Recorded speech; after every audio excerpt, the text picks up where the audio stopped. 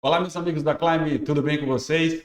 Alan Lima mais uma vez por aqui. Vocês já sabem que toda sexta-feira nós temos o nosso encontro para falar um pouquinho de análise técnica por aqui. O conteúdo logo depois da vinheta.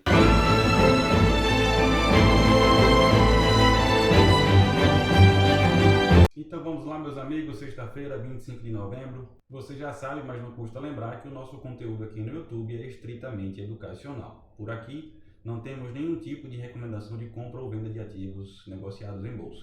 Relembrando um pouquinho do que vimos na semana passada, começamos a falar dos ciclos de mercado, mais precisamente das fases da tendência de alta, de acordo com a teoria de Dow. Falamos sobre a primeira fase da alta, que é a acumulação, é o momento em que o dinheiro inteligente começa a acumular boas ações com preço interessante e é uma região de preço lateral. Falamos da fase pública, a segunda fase da tendência de alta, que a gente já tem uma certa variação de preço positiva, mas ainda de maneira tímida. Falamos também da terceira fase da tendência de alta, que é chamada de excesso, ou também chamada de euforia, que é o momento em que o mercado de fato tem uma expansão de preço considerável.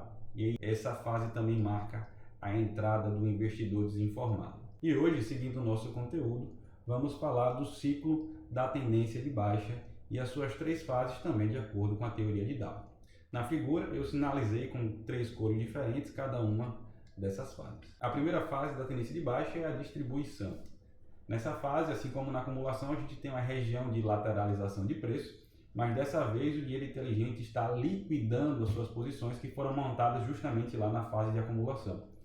Nesse contexto, os investidores desinformados, guiados pelo otimismo das notícias ainda positivas e muito também pela ganância, continuam aumentando suas posições ou criando novas posições na esperança de que o preço vai retomar aquela tendência de alta lá da euforia.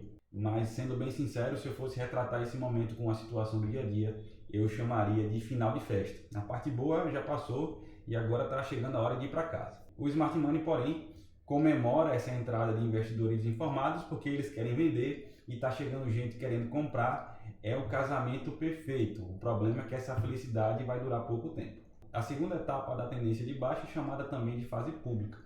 Nesse momento, a desaceleração do preço fica mais evidenciada e, por esse motivo, os investidores que estão mais atentos ali ao gráfico começam também a se desfazer das suas posições.